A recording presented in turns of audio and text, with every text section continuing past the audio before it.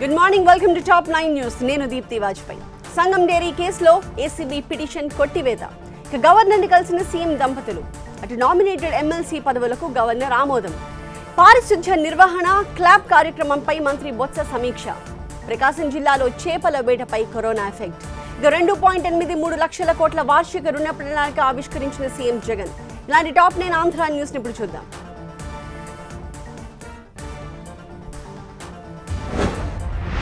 ఏపీలో 4 nominated MLC పదవులకు governor Biswabhusan Harichandan ఆమోదం తెలిపారు.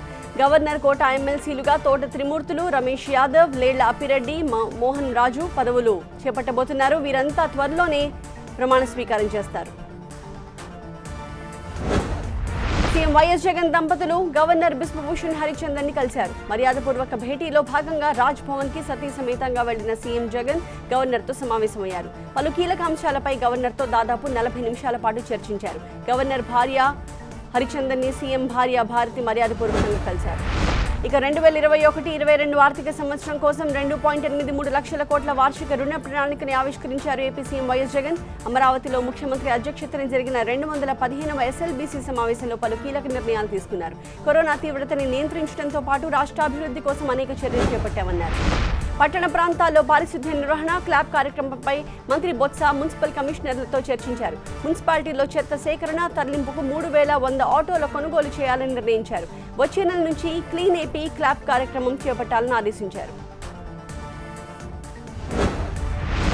ఢిల్లీలో సీఎం భేటీలకు రాష్ట్రంలో రాజకీయాలకు సంబంధం లేదన్నారు బీజేపీ ఏపీ అధ్యక్షుడు సోము వీర్రాజు.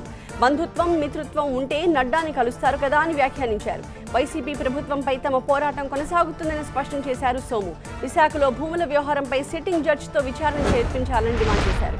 సంగం డైరీ కేసులో ఏసీబీ పిటిషన్ ని స్పెషల్ కోర్టు కొట్టేసింది. సర్చ్ వారెంట్ రీకాల్ చేయాలని కోరుతూ ఏసీబీ పిటిషన్ వేసింది. ఈ పిటిషన్ ని విచారించిన ప్రత్యేక కోర్టు దాన్ని కొట్టేసింది. సంగం డైరీ కేసులో ఎలాంటి తనిఖీలు అవసరం లేదంది.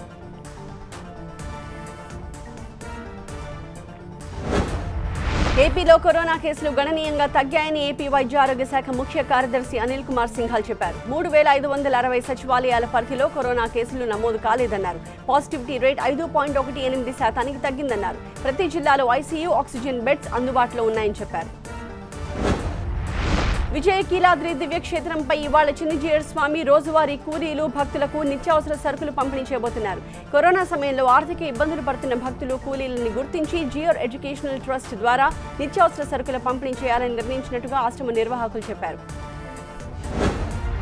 చేపల వేటపై కరోనా ప్రభావం పడింది. జూన్ 14న నిషేధం ముగియడంతో వేటకు వెళ్లేందుకు సిద్ధమవుతున్న మత్స్యకారులకు టెన్షన్ పట్టుకుంది. ప్రకాశం జిల్లా కొత్తపట్నం సముద్ర తీరంలో కరోనా ఎక్కువగా ఉండడంతో చేపల వేటని మరో వారం రోజుల పాటు వాయిదా వేస్తూ గ్రామ పెద్దలు తీర్మానం చేశారు.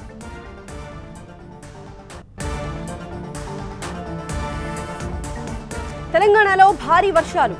పాలమూరులో కుక్కలు స్వైర విహారం చేస్తున్నాయి. ఇక తిమ్మాపూర్లో ఆకట్టుకున్న గోల్డ్ ఫిష్. దిర్శంపల్లిలో రికార్డింగ్ డాన్సులు. కరివెన్న ప్రాజెక్టులో లీకేజ్లు. ఇచ్చోడలో యువకుడి హంగామా. ఇలాంటి టాప్ 9 తెలంగాణ వార్తలను ఇప్పుడు చూద్దాం.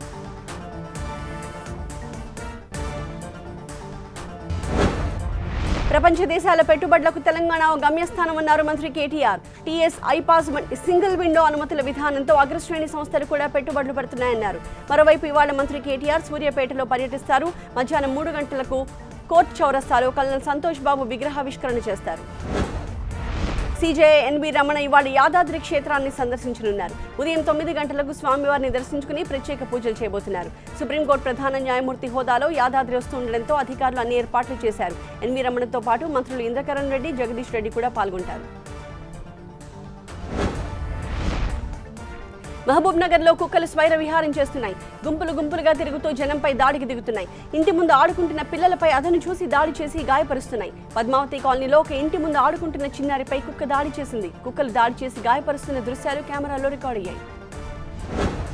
కరీంనగర్ జిల్లా తిమ్మాపూర్లో గోల్డ్ ఫిష్ ఆకట్టుకుంటోంది. స్థానిక మత్స్యకారులు రామన్నపేట చెరువులో చేపలు పట్టారు. 20 క్వింటాళ్ల చేపలు పడ్డాయి. వాటిలో బంగారు తీగ జాతికి చెందిన 2 చేపలు వల్లకు చిక్కాయి. బంగారు వర్ణంతో మెరిసిపోతున్న చేపల్ని కొనేందుకు జనం పోటీ పడ్డారు. ఇలాంటి చేపలు అరుదుగా ఉంటాయంటున్నారు. తెలంగాణలోని పలు జిల్లాల్లో వచ్చే 12 గంటల్లో భారీ వర్షాలు కురుస్తాయని హైదరాబాద్ వాతావరణ కేంద్రం తెలిపింది. ఆదిలాబాద్, ఆసిఫాబాద్, మంచిర్యాల, నిర్మల్, సిరిసిల్ల, ఖమ్మం, వికారాబాద్, సంగారెడ్డి, కామారెడ్డి, సూర్యాపేట జిల్లాలకి యెల్లో అలర్ట్ ప్రకటించింది. హైదరాబాద్లో తేలికపాటి నుంచి మోస్తరు వర్షాలు కురుస్తాయని చెప్పింది. నకిలీ విత్తనాలపై సీఎం కేసీఆర్ ప్రకటనలకే పరిమితమయ్యారని టీపీసీసీ చీఫ్ ఉత్తమ్ కుమార్ రెడ్డి విమర్శించారు. నిందితులపై పీడీ యాక్ట్ పెడతామని ప్రభుత్వం ఆచరణలో మాత్రం విఫలమైందని ఆరోపించారు. హుజూర్నగర్ లో ఫేక్ సీడ్స్ కేసులో నిందితుల్ని వెంటనే అరెస్ట్ చేయకపోతే పెద్ద ఎత్తున ఆందోళన చేపిస్తామని హెచ్చరించారు. కరీబన్నా ప్రాజెక్టు నిర్మాణంపై సమగ్ర విచారణ జరిపి బాధ్యులపై చర్యలు తీసుకోవాలని బీసీ సంక్షేమ సంఘం రాష్ట్ర ప్రధాన కార్యదర్శి రాచాల యుగంధర్ గౌడ్ డిమాండ్ చేశారు. స్థానిక ఎమ్మెల్యే ఆల వెంకటేశ్వర రెడ్డి కాంట్రాక్టర్గా అవతారం ఎత్తి నాణ్యత లేని పనులు చేయించి జేబులు నింపుకున్నారని మండిపడ్డారు. కట్ట అడుగు భాగంలో వాటర్ లీకేజీలతో సమీప గ్రామాలకు ముప్పు ఏర్పడుతోంది. వికారాబాద్ జిల్లా దోమ మండలం దిర్సంపల్లిలో లాక్డౌన్ రూల్స్ బ్రేక్ చేశారు స్థానిక నేత పిల్లి మొగులయ్య. రాత్రంతా అర్ధనగరం ప్రదర్శనలు, డీజేలతో రికార్డ్ డాన్సులు చేస్తూ హంగామా చేశారు. వందలాది మందితో విందు నిర్వహించినా పోలీసులు పట్టించుకోలేదని స్థానికులు ఆరోపించారు.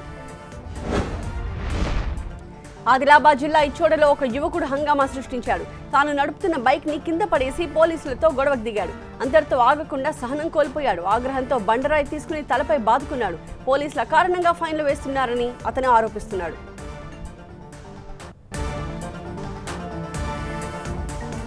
నడి రోడ్డుపై కానిస్టేబుళ్ల వీరంగం. కర్నూలులో ఫేక్ సీట్స్ పట్టివేత. కడపలో భారీగా ఎర్రచందనం దొంగలు స్వాధీనం. అటు తిరుచానూరు గో దొంగల్ని కఠినంగా శిక్షించాలని డిమాండ్. నది చాగిలో రెవెన్యూ సిబ్బంది చేతివాటం. ఇక ట్రాక్టర్ బోల్తా పడి ఒకరి మృతి. ఇలాంటి టాప్ 9 రాయలసీమ వార్తల్ని చూద్దాం.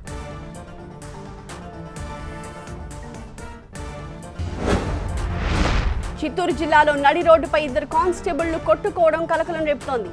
కర్ఫ్యూ సమయంలో మఫ్టీలో ఉన్న ఫారెస్ట్ వాహనాన్ని ట్రాఫిక్ కానిస్టేబుల్ జగదీష్ ఆపేశాడు. ఎందుకు వాహనాన్ని ఆపామంటూ ఫారెస్ట్ కానిస్టేబుల్ రామయ్య అతనితో వాగ్వాదానికి దిగాడు. ఇద్దరి మధ్య తీవ్ర వాగ్వాదం జరిగి ఘర్షణకు దారితీసింది. తిరుచానూరు గో దొంగతనాలపై టీటీడీ బోర్డు మెంబర్ శివకుమార్ స్పందించారు. గోవులను చంపడం నేరమని తెలిసి కూడా కొందరు చంపుతున్నారని మండిపడ్డారు. తిరుచానూరులో కొద్ది రోజులుగా అర్ధరాత్రి గో దొంగతనాలు జరుగుతున్నాయని అన్నారు. సీసీ ఫుటేజ్లో ఆధారాలు కూడా ఉన్నాయన్నారు.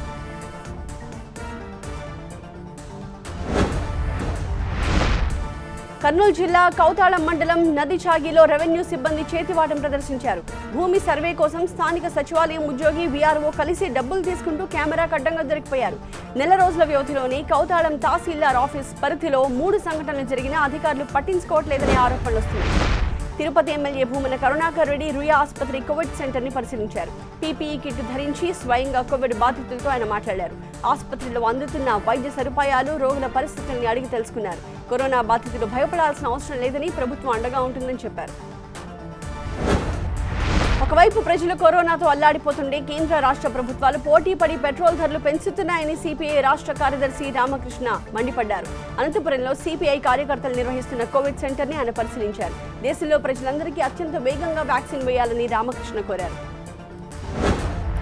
కడపలో నకిలీ కరెన్సీ మోసగాళ్లను పోలీసులు అరెస్ట్ చేశారు. ₹1,00,000కు 3 లక్షల నకిలీ కరెన్సీ ఇస్తామని మోసం చేయడంతో బాధితులు పోలీసులకి ఫిర్యాదు చేశారు. వెంటనే అప్రమత్తమైన పోలీసులు ఘటనా స్థలానికి వెళ్లి కృష్ణ, నాగేశ్వరరావుని అదుపులోకి తీసుకున్నారు. వారి వద్ద నుంచి 4,50,000 నగదు, బైక్, 2 సెల్ ఫోన్లను స్వాధీనం చేసుకున్నారు. కర్నూలు జిల్లా కోడుమూరు మండలం వెంకటగిరిలో నకిలీ విత్తనాలు కలకలం రేపాయి. పక్కా సమాచారంతో గురు బ్రహ్మ అనే వ్యక్తి ఇంట్లో పోలీసులు సోదాలు చేశారు. 95 కేజీల నకిలీ విత్తనాలు స్వాధీనం చేసుకుని నిందితుడిని అరెస్ట్ చేసి రిమాండ్కి తరలించారు. రైతులు ప్రైవేట్ వ్యక్తుల దగ్గర విత్తనాలు కొనొద్దని పోలీసులు చెబుతున్నారు. కడప జిల్లాలో భారీగా ఎర్రచందనం దొంగలు పట్టుబడ్డాయి. కోడూరు, రాజంపేట, ఒంటిమిట్ట ప్రాంతాల్లో ఎర్రచందనాన్ని తరలిస్తున్న 4గురిని పోలీసులు అదుపులోకి తీసుకున్నారు. వారి వద్ద నుంచి ఎర్రచందనం దొంగల్ని స్వాధీనం చేసుకున్నారు. పట్టుబడ్డ నిందితులు రవి, శ్రీనివాసులు, మురళి, గుండాల శంకర్గా గుర్తించారు.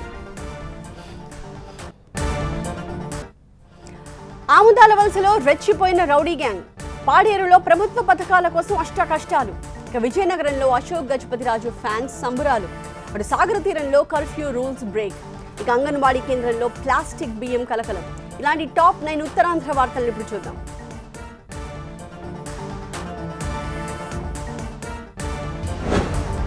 శ్రీకాకుళం జిల్లా ఆముదాల వలసలో రౌడీ మూకలు రెచ్చిపోయాయి. పార్వతీశంపేటకు చెందిన పిడుగు మోహన్ రావు ఇంటిపై రౌడీ గ్యాంగ్ దాడి చేసింది. పార్క్ చేస్తున్న వాహనాలను ధ్వంసం చేశారు. అడ్డొచ్చిన వారిని చితకబాదారు. మోహన్ రావు బంధువు చిన్నారావే ఈ ఘటనకు పాల్పడ్డాడంటూ బాధితులు పోలీసులకి ఫిర్యాదు చేశారు.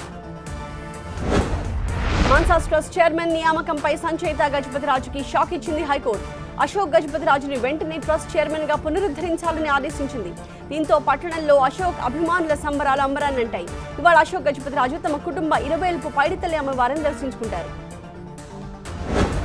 మాన్సాస్ ట్రస్ట్ చైర్మన్ నియామకంపై హైకోర్టు తీర్పు ప్రభుత్వానికి చెంపదెబ్బ అన్నారు ఏపీ టీడీపీ అధ్యక్షుడు అచ్చెన్నాయుడు. అధికార అహంకారంతో ఇష్టానుసారంగా వ్యవహరిస్తే మొట్టికాయలు తప్పవని రుజువైందన్నారు. ఈ తీర్పుతో చెడుపై మంచి ఎప్పటికైనా గెలుస్తుందనే నమ్మకం మరోసారి రుజువైందన్నారు. విశాఖ జిల్లా పాడేరు ఏజెన్సీ గ్రామాల్లో గిరిజనులు ప్రభుత్వ పథకాల కోసం అష్టకష్టాలు పడుతున్నారు. మొబైల్ నెంబర్కి ఆధార్ అనుసంధానం కాకపోవడంతో గిరిపుత్రులు సంక్షేమ పథకాలు పొందలేకపోతున్నారు. అసలు సెల్ టవర్లే లేకపోవడంతో సిగ్నల్స్ అందక ఇబ్బంది పడుతున్నామని మన్యం ప్రజలు ఆవేదన వ్యక్తం చేస్తున్నారు. విజయనగరం జిల్లాలో పెన్షన్ అక్రమాల విచారణతో అక్రమార్కుల గుండెల్లో రైళ్లు పరిగెడుతున్నాయి. చేతి వాటం ప్రదర్శించిన ఉద్యోగులకు ముచ్చెమటలు పడుతున్నాయి. డిప్యూటీ సీఎం పుష్ప శ్రీవాణి, మంత్రులు బొత్స, వెల్లంపల్లి ఆదేశాలతో విచారణ పూర్తి చేశారు అధికారులు. అర్హత లేకున్నా నెలకు 1000 రూపాయలు పెన్షన్ కాజేస్తున్న వారిపై చర్యలు తీసుకోనున్నారు. విశాఖలో పార్క్ చేసిన ఒక బైక్ ని గుర్తు తెలియని దుండగులు తగలబెట్టారు. పెందుర్తి చిన్నముషిడివాడలోని డిఫెన్స్ కాలనీలో ఈ ఘటన జరిగింది. అరిలోవా పిఎస్ కి చెందిన ఒక కానిస్టేబుల్ బైక్ పార్క్ చేశాడు. ఉదయం లేచి చూసేసరికి బైక్ దగ్ధమై ఉండడంతో పోలీసులకి ఫిర్యాదు చేశాడు. శ్రీకాకుళం జిల్లా కవిటి మండలం కర్రీవాణిపాలెం అంగన్వాడీ కేంద్రంలో ప్లాస్టిక్ బియ్యం కలకలం రేపుతున్నాయి. గర్భిణీలు, బాలింతలకు పంపిణీ చేసే క్రమంలో ఈ రైస్ బయటపడింది. ఈ విషయాన్ని ఉన్నతాధికారుల దృష్టికి తీసుకెళ్లారు. ప్లాస్టిక్ బియ్యం సరఫరా చేసిన వారిపై చర్యలు తీసుకోవాలని గ్రామస్తులు డిమాండ్ చేశారు. విశాఖలో కర్ఫ్యూ సమయంలోనూ జనం రోడ్లపైకి భారీగా వస్తున్నారు. కంచెరపాలెం, మెట్టు, గోపాలపట్నంలో వందలాది వాహనాలు రోడ్లపైకి వచ్చాయి. పోలీసులు నచ్చజెప్పినా వాహనదారులు పట్టించుకోవట్లేదు. దీంతో నిబంధనలు అతిక్రమించిన వారిపై పోలీసులు జరిమానాలు విధించారు.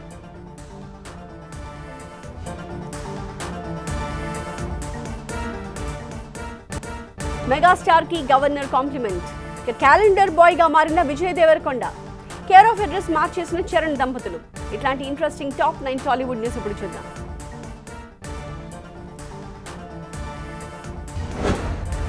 కరోనా సమయంలో మెగాస్టార్ చిరంజీవి అందిస్తున్న సేవల్ని మరోసారి ప్రశంసించారు తెలంగాణ గవర్నర్ తమిళిసై.